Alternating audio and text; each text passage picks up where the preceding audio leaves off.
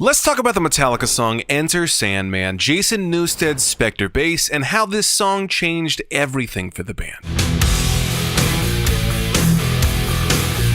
Okay, first, some quick Metallica history. 1983, Metallica releases the album Kill 'Em All. It peaks at number 155 on the Billboard album charts. 1984, the album Ride the Lightning is released and reaches number 100 on Billboard. 1986, Master of Puppets is released and reaches number 29 on Billboard. It was the band's first album to be certified gold and is now certified 6 times platinum. 1988, Metallica releases the album And Justice for All with their new bassist Jason Newsted after the tragic death of Cliff Burton. This album reaches number 6 on Billboard, being certified as platinum shortly thereafter. However, there were complaints about the production, from clicky drums to thin-sounding guitars. Even bassist Jason Newsted wasn't very happy with it. The Justice album was kind of a thing that didn't feel very good for me, because you really couldn't hear the bass.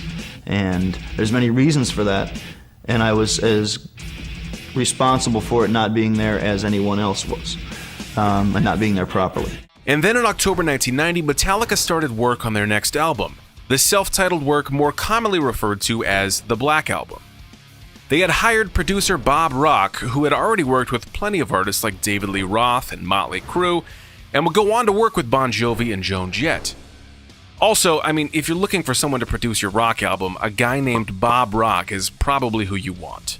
Bob Rock was adamant that Metallica albums didn't adequately capture the sound of Metallica live. Part of what was missing was the bass. With the other records, they were absolutely beautiful for what they were, but it was more of a wall of a sound, very guitar-oriented, very little bass frequency other than coming from the low end of the guitars.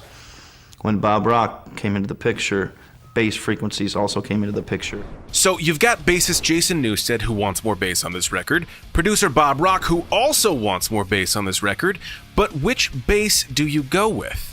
Jason Newsted used a few different basses on this album, but when it came to the smash hit song Enter Sandman, his Spector bass was the clear choice. We went through a bunch of different basses and all different configurations of amplifiers, and Bob just helped me along the way in saying, what is the bass sound that we're out to achieve here? What's going to work with the guitars? What's going to work with the bass drums and not kill them?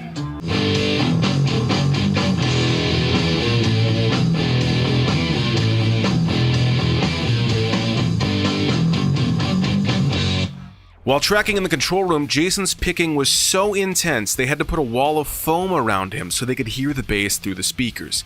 His picking in the room was just too loud. Now, let's take a listen. This is what it sounds like when a monster player uses a monster bass.